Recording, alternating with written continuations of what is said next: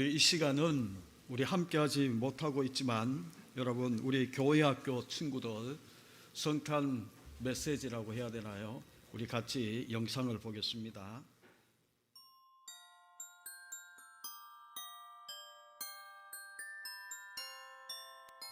그러나 너 너 베들레헴 베들레헴 에브라다야 에브라다야 너는 너는 유다 족속들 유다 족속들 가운데서 가운데서 가장 작은 가장 작은 마을이지만 마을이지만 내게서 내게서 이스라엘을 이스라엘을 다스릴 다스릴 지도자가 나를 위해 지도자가 나를 위해 나올 것이다. 나올 것이다. 그는 그는 아주 먼 옛날 아주 먼 옛날 멀고먼 멀고먼 옛날로부터 옛날로부터 온다. 온다. 그러므로 주께서 친히 징조를 그에게 주실 것이라. 보라, 처녀가 잉태하여 아들을 낳을 것이요 그의 이름을 임마누엘이라 하리라. 예수 예수 그리스도의 그리스도의 나심은 나심은 이러하니라. 이러하니라. 그의 어머니 마리아가 마리아가 요셉과 약혼하고 동거하기 전에 성령으로 잉태된 것이 나타났더니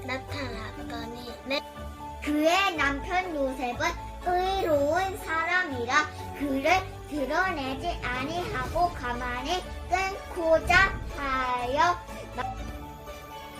요셉이 이 일을 생각하고 있을 때 꿈에 주의 천사가 나타났습니다. 천사는 요셉에게 이렇게 말했습니다. 다윗의 자손 요셉아, 마리아를 아내로 삼는 것을 두려워하지 말라. 마리아가 아기를 가진 것은 성령께서 하신 일이다. 낳으리니 이름을 예수라 하라. 이는 그가 자기 백성을 저희 죄에서 구원할 자이심이라 하니라. 이 모든 일에 된 것은 주께서 선지자로 하신 말씀을 이루려 하심이니 가라사대 해가에서 아부스다가 영을 내어 전화로 다 오죽하라 하였으니 이 오죽은 그를 누가 소리야 종복이 되었을 때 체험한 것이라.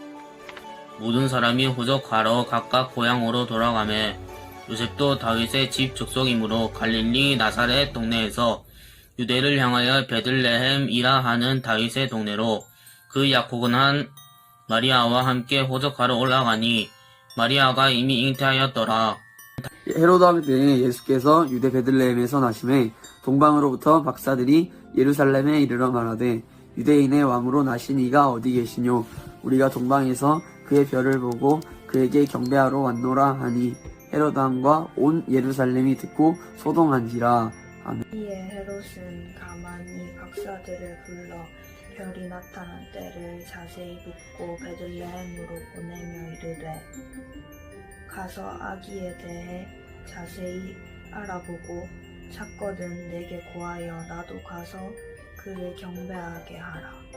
거기 있을 그때 해산할 날이 차서 제자들을 낳아 강고를 싸서 고유인이었으니 이는 여간에 있을 곳이 없음이로나. 오늘 다윗의 동네에 너희를 위하여 구주가 나셨으니 곧 그리스도 주시니라. 너희가 가서 강보에 쌓여 위에 뉘어 있는 아기를 보리니 이것이 너희에게 표적이니라 하더니 호련히 수많은 천군이 그 천사와 함께 하나님을 찬송하여 이르되 지극히 높은 곳에서는 하나님께 영광이요 땅에서는 하나님이 기뻐하신 사람들 중에 평화로다 하니라. 그들이 별을 보고 매우 크게 기뻐하더라.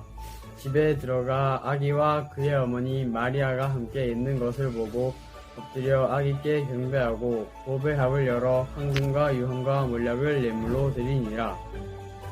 보라 처녀가 잉태하여 아들을 낳을 것이며 사람들이 그의 이름을 임마누엘이라고 부를 것이다.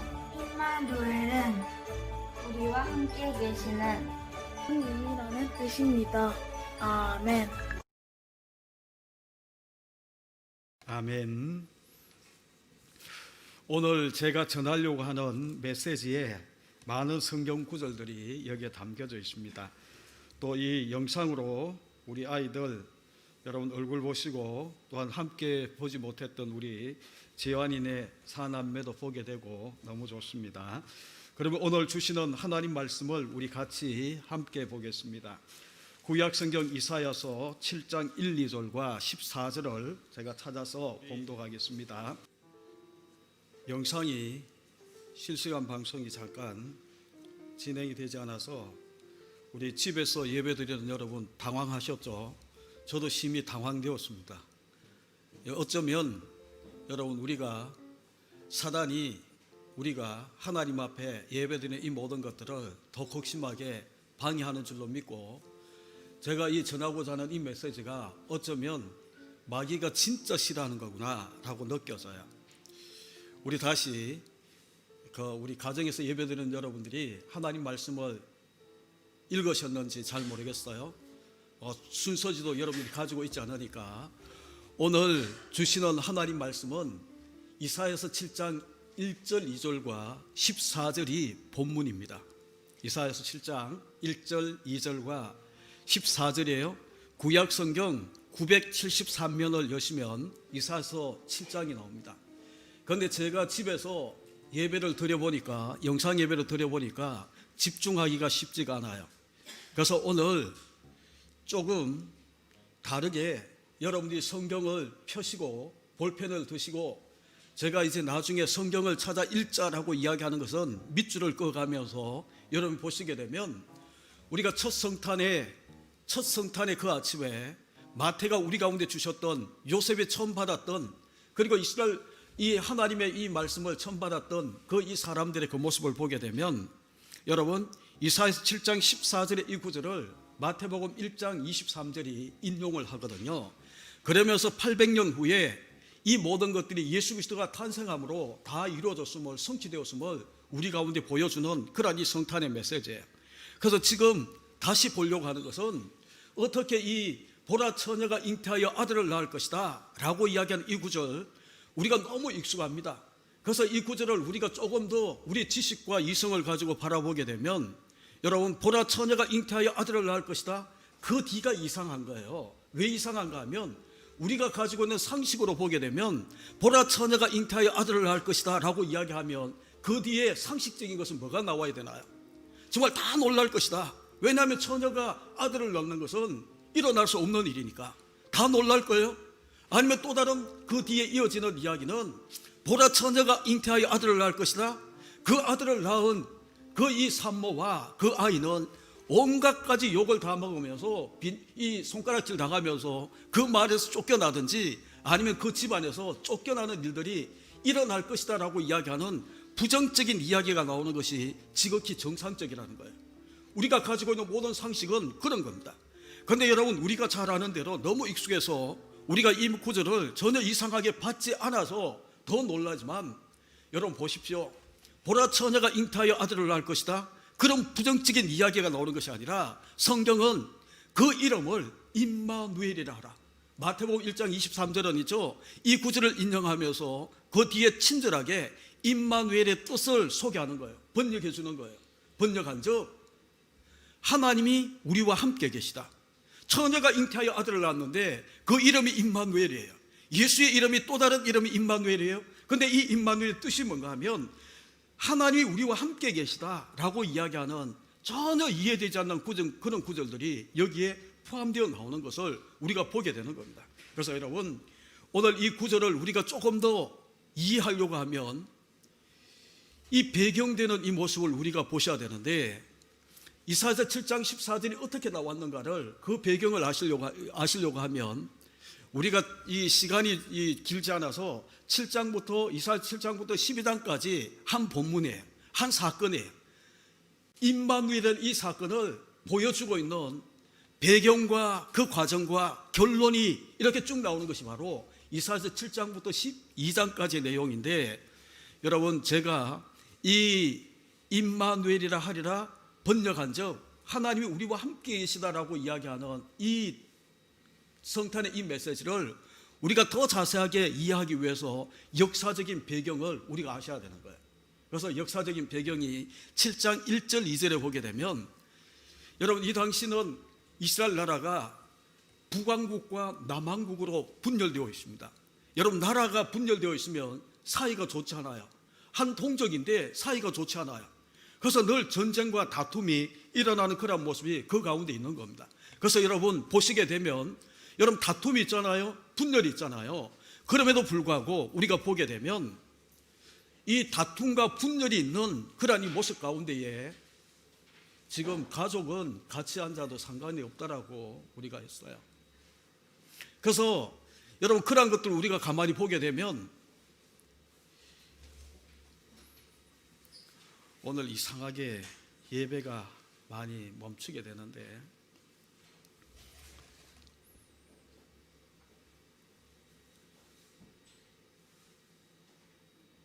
지금 남북 왕국으로 나눠져서 이 다툼이 있는 그런 상황인데, 지금 이 북남왕국에는 왕이 누군가 하면 아하스 왕이에요.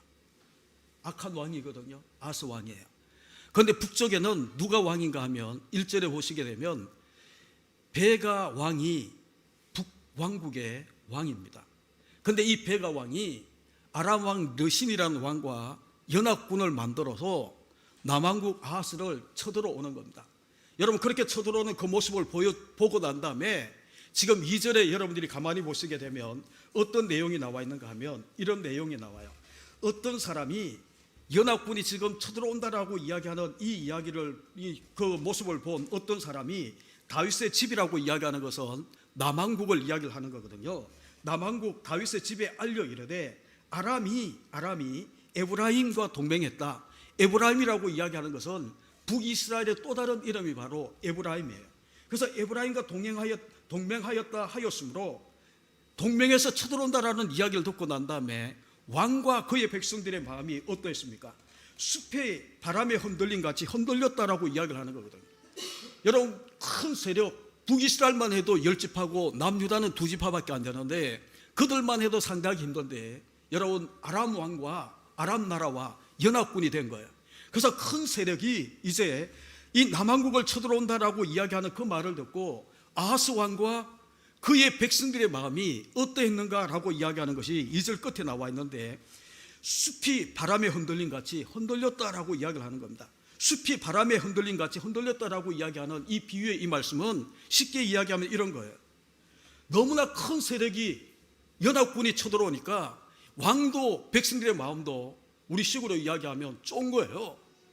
어찌할 수 없어서, 정말 어찌할 바를 몰라서 흔들리고 있는 그런 마음, 불안과 염려와 정말 이 공포 속에 빠져있는 그런 모습을 숲이 바람에 흔들린 같이 흔들린 마음으로 그렇게 표현하고 있는 겁니다. 여러분 지금 북이스라엘이 연합군을 구성해서 대군을 이끌어서 지금 남왕국 2지파밖에 되지 않는 이 나라를 쳐들어와요. 그래서 이 2지파밖에 되지 않는 이 남왕국의 아하스 왕과 백성들은 마음이 흔들려요. 불안해요. 염려가 넘쳐요.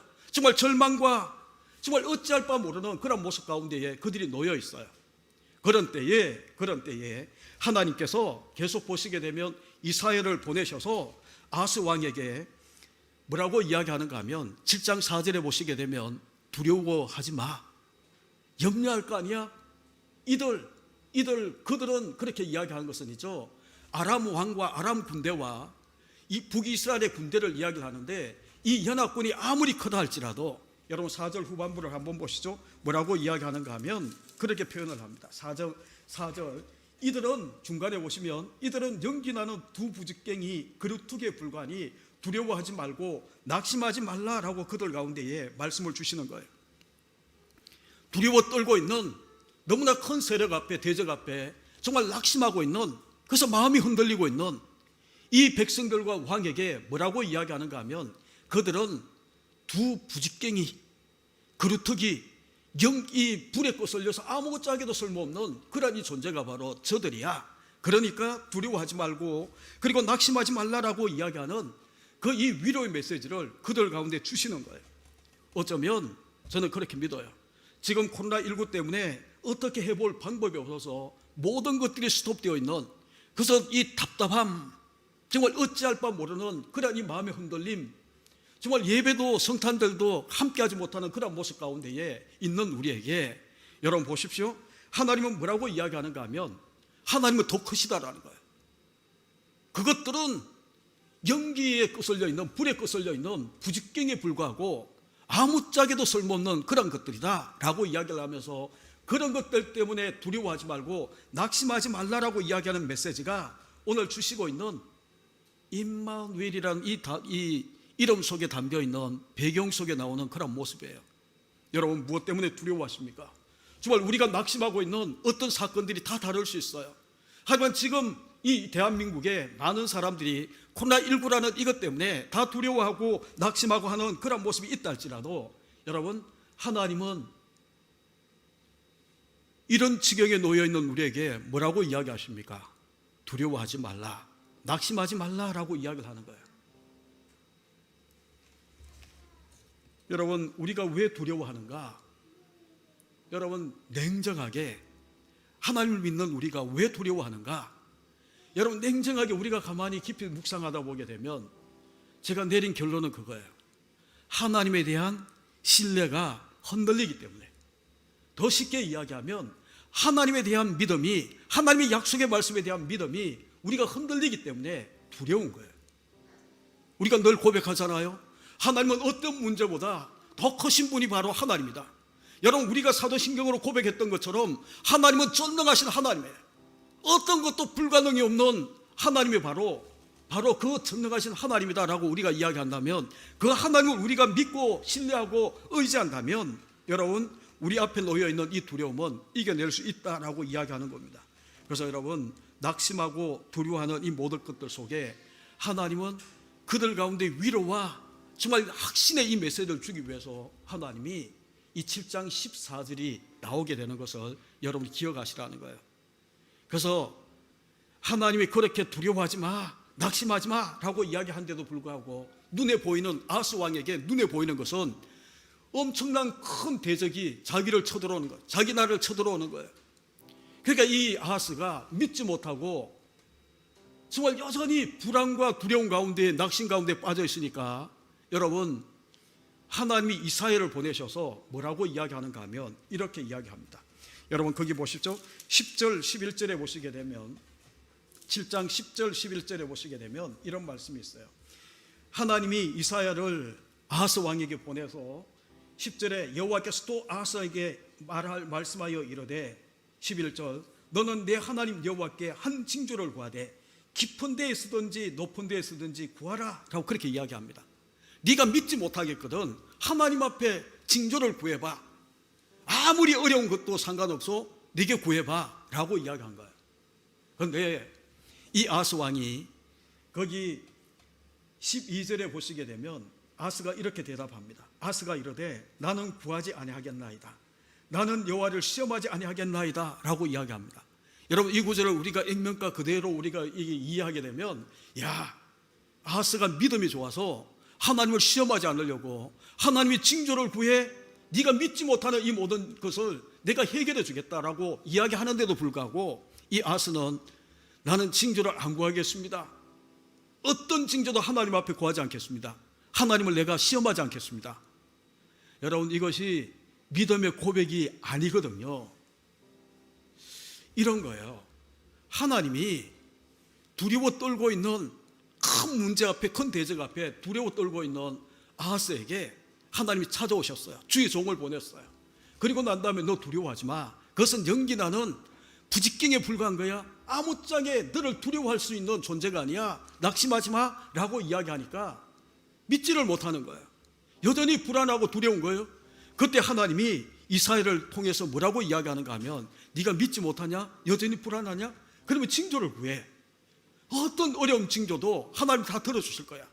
그래서 네가 믿어야 돼 라고 이야기하는데도 오늘 12절에 나오는 것처럼 나는 징조를 안 구할 거예요. 나는 하나님을 시험하지 않을 거예요. 라고 이야기하는 이것이 믿음의 고백이 아니라는 거예요. 이런 거예요. 하나님 앞에 징조를 구해도 이 아람과 이스라엘의 이 연합군은 우리가 어찌할 수 없어요. 이 문제 앞에 우리는 어찌할 방법이 없어요. 그들을 이겨낼 수 있는 어떤 이유도 어떤 근거도 어떤 힘도 우리 가운데 없어요. 그래서 괜히 하나님 앞에 징조를 구하는 이런 일은 나는 하지 않을 겁니다 라고 이야기하는 것이 바로 12절에 나와 있는 그 이 고백이에요. 그러니까 여러분 믿지를 못하는 겁니다. 여전히 불안을 붙들고 두려움을 붙들고 낙심을 붙들고 놓지 않는 겁니다.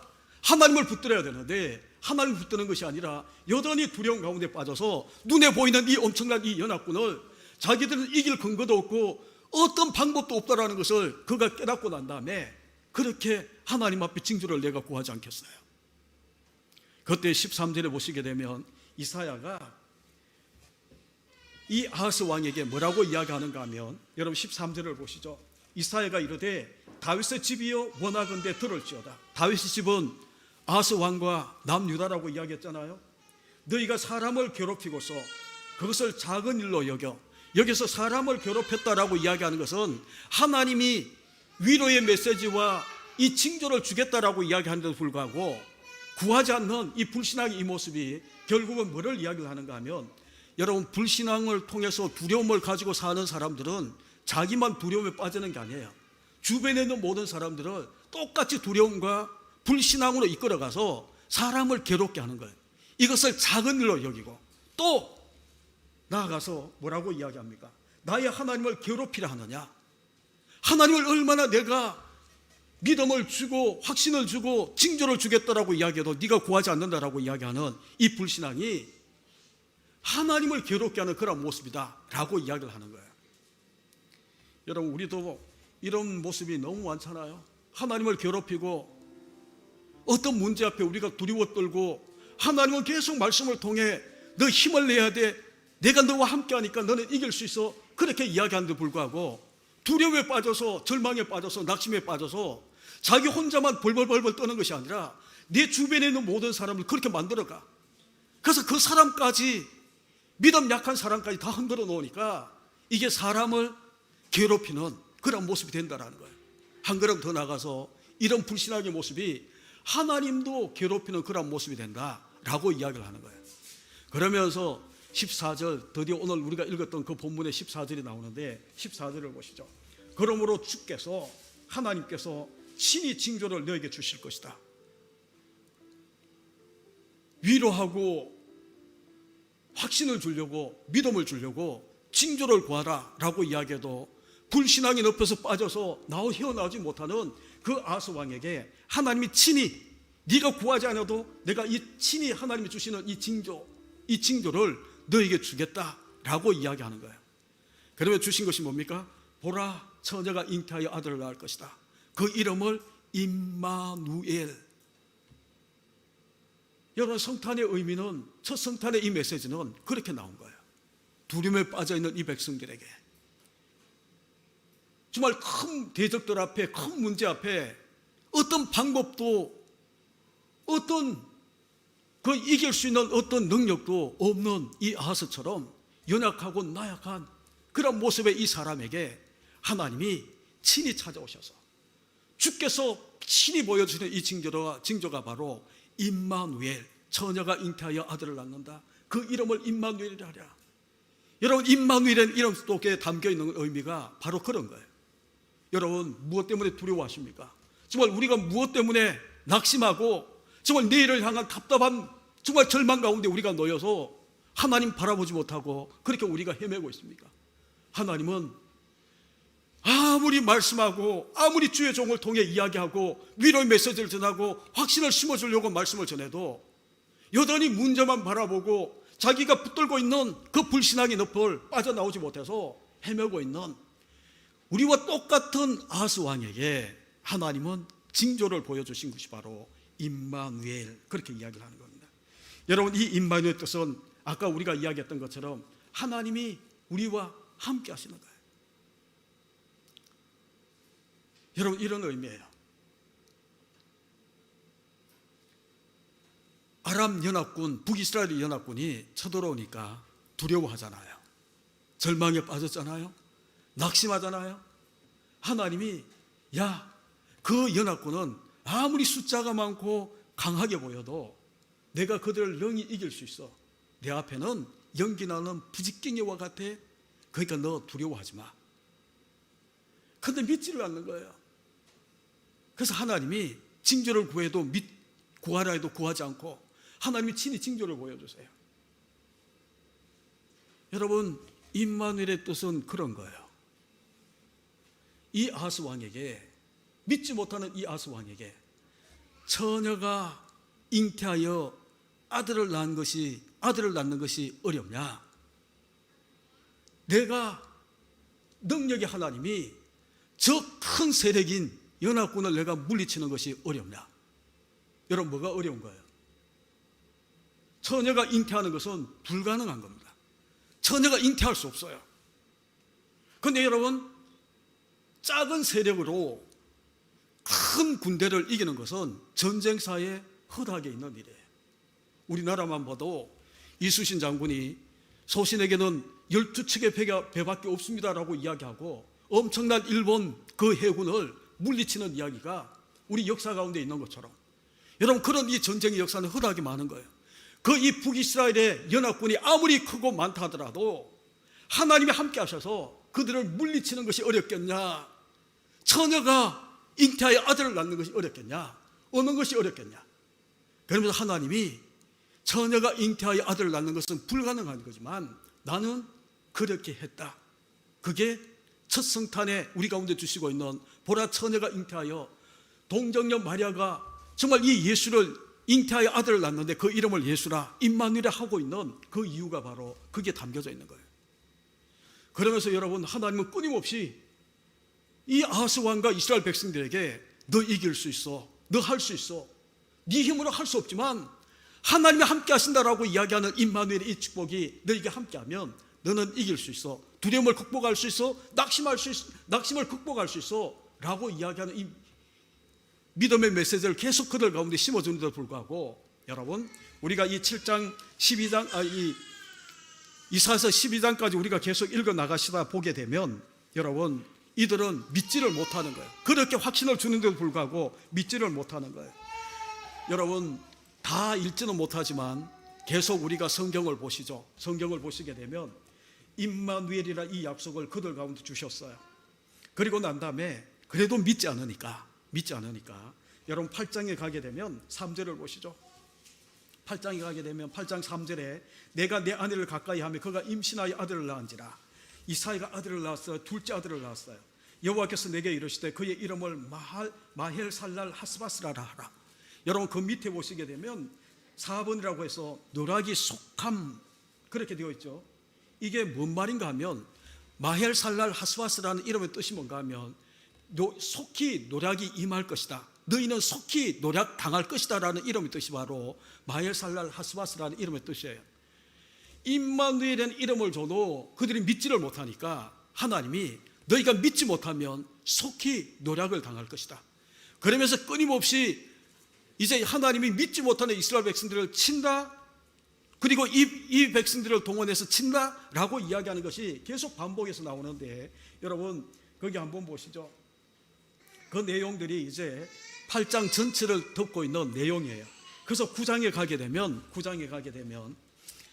계속 너희를 칠 것이다 라고 이야기하는, 믿지 못한 너희를 하나님이 치고 칠 거다 라고 이야기하는 것 끝나는 것이 아니라 우리가 잘 아는 것처럼 9장 6절 7절에 보게 되면 또 하나님이 임마누엘이 처녀가 잉태하는 이 일이 어떻게 일어나냐라는 것을 또 다른 표현으로 이렇게 이야기합니다.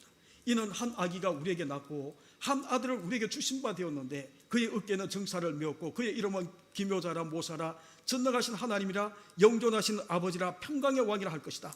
여러분, 그러면서 또 이 아기 태어날 이 메시아에 대한 예언이 거기에 또 나와 있어요. 이렇게 되어 있는 거예요. 믿지 못하는 이 아하스 왕에게, 이스라엘 백성들에게 하나님은 믿을 수 있도록 징조를 주시는데 임마누엘 믿지를 못해요.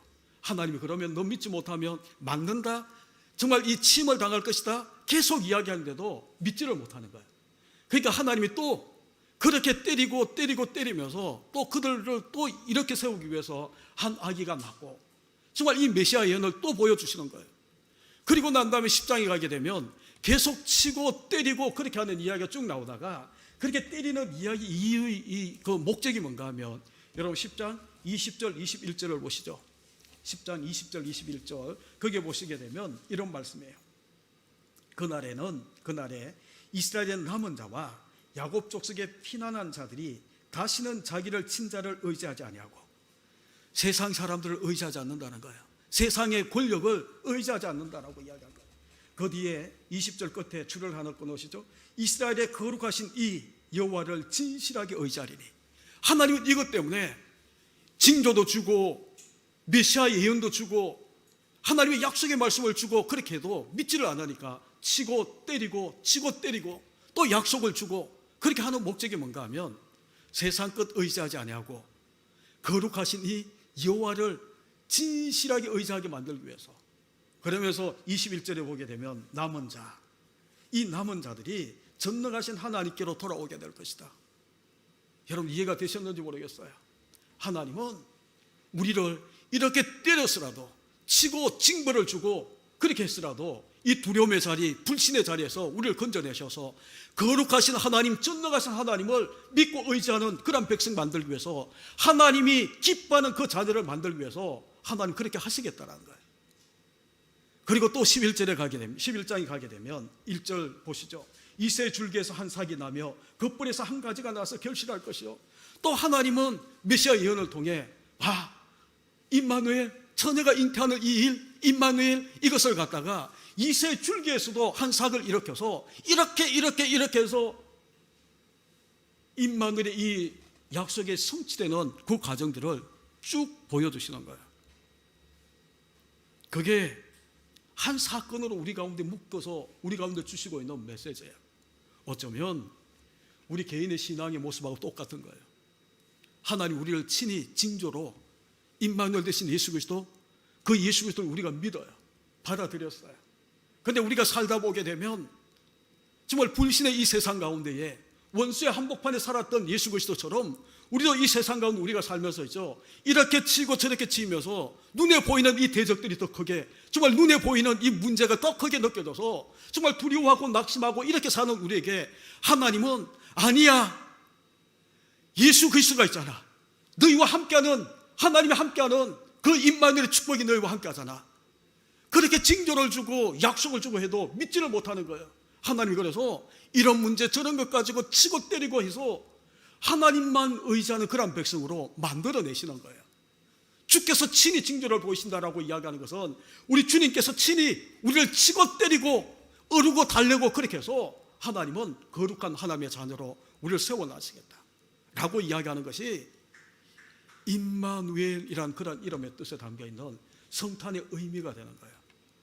여러분 이렇게 우리가 쭉 어떨 때는 믿음 좋은 모습으로 하나님 앞에 섰다가 문제 앞에 정말 이 굴복에서 하나님 없는 사람처럼 두려워 떨고 낙심하고 왜 내게는 아무것도 없지? 왜 나는 능력이 없지? 왜 이길 힘이 없지? 우리에게는 원래 없는 거예요. 하나님만 있는 거예요. 그래서 하나님이 우리와 함께 하신다. 이 약속을 계속해서 우리 가운데 주시는데도 불구하고 우리는 이 하나님, 우리와 함께 하시는 하나님을 붙드는 것이 아니라 자꾸 다른 것을 보는 거예요. 그래서 하나님이 치기도 하고 또 약속을 우리 가운데 위로의 메시지를 주기도 하고 예수 그리스도가 있잖아. 여러분 9장 6절이나 11장 1, 2절은 다 예수 그리스도예요. 예수 그리스도가 너희 가운데 있잖아. 임마누엘이 너희 가운데 있잖아. 임마누엘의 축복이 너희와 함께 하잖아. 그도 두려워하고 낙심하고 불신의 자리에 있겠냐? 이제는 믿음의 세계로 돌아. 믿음의 하나님의 거룩한 하나님을 의지하고 전능하신 하나님을 신뢰하는 그런 하나님의 사람이 되어야 돼. 여러분 그렇게 해서 이 모든 과정들을 다 통과한 사람들이 12장의 결론으로 나오는 거예요. 그 12장의 결론이 뭔 줄 압니까? 여러분 가지고 있는 스터디 바이블 같으면 대부분 다가 그렇게 되어 있을 거예요. 위에 12장 앞에 감사의 찬송 또는 성도의 노래, 성도의 찬송 그런 이 제목이 붙어져 있을 거예요. 그렇게 해서 하나님을 의지하는 사람들은이죠, 12장에 나와 있는 이 믿음의 고백을 찬양으로 노래로 부르는 거예요. 그래서 제가 오늘 여러분 가운데 12장을 읽어드릴게요. 길지만 여러분 같이 보시죠. 이사야서 12장 그날에 내가 말하기를 여호와여 주께서 전에는 내게 노하셨사오나 정말 믿지 못하는 나를 하나님이 진노하셨어요. 이제는 주의 진노가 돌아섰고 또 주께서 나를 아니하시오니 내가 주께 감사하겠나이다 할 것이니라. 2절 보라 하나님은 나의 구원이시라. 내가 신뢰하고 두려움이 없으리니. 정말 믿음이 없어서, 하나님 신뢰하는 마음이 없어서, 믿음이 없어서 두려워했는데 이제는 내가 신뢰하고 두려움이 없으리니 주 여호와는 나의 힘이시며 나의 노래시며 나의 구원이시니라. 그러므로 너희가 기쁨으로 구원의 우물들에서 물을 기르리로다. 성탄의 메시지거든요. 우리가 성탄이 기쁜 성탄이 되는 것은 바로 이 예수 그리스도를 통해 구원의 우물들에서 우리가 물을 마시고 정말 목마른 우리의 갈증을 채우는 그런 모습 때문에 4절에 보시면 그날에 너희가 또 말하기를 여호와께 감사하라. 그의 이름을 부르며 그의 행하심을 만국 중에 선포하며 그의 이름이 높다 하라. 여호와를 찬송할 것은 극히 아름다운 일을 하셨으니 이를 온 땅에 알게 할지어다. 시온의 주민아 소리 높여 부르라. 이스라엘의 거룩하신 이가 너희 중에서 크심이라. 믿으십니까? 그게 성탄에 주시고 있는 임마누엘이라는 이 메시지의 의미예요. 하나님이 우리와 함께 하시면 어떤 문제도 어떤 대적도 내게 그것을 극복할 능력이나 이길 힘이 없어요. 그러나 선능하신 하나님이 나를 붙드시고 나를 사랑하시고 나를 이끄시고 나를 지키시고 보호하시는 그 하나님이 내가 두려워 떨고 있는 그 모든 문제들 앞에 그것들은 아무것도 아니야. 지극히 크신 하나님, 우리 가운데 계시는 지극히 크신 하나님을 바라보고 두려움을 이겨내는, 그래서 감사의 노래를 부르고 있는 이 모습이 우리가 성탄절에 불러야 되는 승리의 노래가 되는 것이거든요. 말씀을 맺죠. 우리는 지금까지 경험하지 못한 그런 세계를 우리가 살고 있습니다. 성탄절 가장 기뻐해야 되는 이 날에 여러분, 우리는 마스크를 껴야 되고 떨어져 앉아야 되고 그것도 숫자가 제한되어서 가정에서 예배를 드려야 되고, 여러분 이 성탄절에 대한 로맨틱한 그런 모든 것들은 다 날아가 버렸어요. 여행을 가고 그리고 같이 정말 기뻐할 수 있는 사람들과 함께 파티를 열고 같이 식사를 하고, 그리고 젊은 연인들은 데이트를 하고 이러한 모든 것들이, 좋은 곳에 가는 그런 모든 것들이 다 막혀버렸어요. 우리가 지금까지 경험하지 못한 그런 우리가 이런 세계를, 이런 세상을 우리가 살고 있지만 여러분 변함없는 것이 있어요. 하나님, 우리를 향한 하나님의 그 사랑과 임마누엘의 이 축복이 우리 가운데 있는 한은 어떤 것도 우리를 무너뜨리지 못한다는 것은 변함없는 진리입니다. 여러분 이것을 믿으시고 임마누엘의 이 축복을 이 성탄절에 마음껏 누리시고, 성탄절을 시작해서 임마누엘의 이 축복이 여러분 인생 가운데 마음껏 누리는 축복이 되시고, 여러분 거기 보시게 되면 그 임마누엘의 이 축복을 우리만 누리는 것이 아니라 뭐라고 이야기합니까? 4절을 다시 보시죠. 12장 4절 그날에 너희가 또 말하기를 여호와께 감사하라. 그의 이름을 부르며 그의 행하심을 만국 중에 선포하며 그의 이름을 높다 하라. 정말 우리 주변에 정말 여전히 불신 가운데 빠져서 두려움 가운데 놓여있는, 낙심 가운데 빠져있는 그들에게 지극히 크신 하나님, 우리를 지극히 사랑하시는 그 하나님을 소개하고 알게 하고, 이 두려움의 자리에서 우리가 일어나서 큰 빛의 세계로 들어오는 그런 이 모습이 있는 사명을 이 성탄절에 우리 가운데 주시는 거예요. 여러분들 이 말씀을 가슴에 부둥켜 안고 우리 인생 살면서 힘들고 어려워도 임마누엘의 이 축복을 우리가 붙들고, 임마누엘의 이 약속을 우리가 붙들고, 우리가 능히 모든 것들을 이기며 승리하며 나아가서 내가 승리한 후에 내 주변에 있는 많은 사람들에게 하나님 우리와 함께 하시니까 어떤 문제도 어떤 두려움도 나를 굴복시키지 못해서 내가 그 모든 것들 속에 내가 승리해서, 그러면서 지극히 크신 하나님을 여러분 주변에 있는 두려움에 빠져있는 낙심하는 이들에게 여러분이 소개하며 전파하며 크신 하나님의 이름을 더 크게 높이는 저와 여러분, 우리 모든 성도님 되시기를 간절히 주님의 이름으로 축복합니다. 우리 기도하시겠습니다. 하나님 아버지 감사합니다. 성탄절 하늘에는 영광, 땅에는 평화라고 이야기하는 천사의 이 찬양처럼 정말 이 땅에 하나님 평화가 필요합니다. 정말 불안과 염려 가운데 빠져 있는 이 백성들에게 하나님이 주시는, 임마누엘이 주시는 이 평강이 우리 가운데 필요합니다. 우리 성도들 가운데에 땅의 평화를 입는 사람들 되게 하시고 정말 이 평화가 우리 주변에 나를 통해 전파되어져서 임마누엘의 이 축복을 함께 나누는 우리 모든 성도들 되게 하나님 축복해 주옵소서. 예수 그리스도의 이름으로 축복하며 기도하옵나이다. 아멘.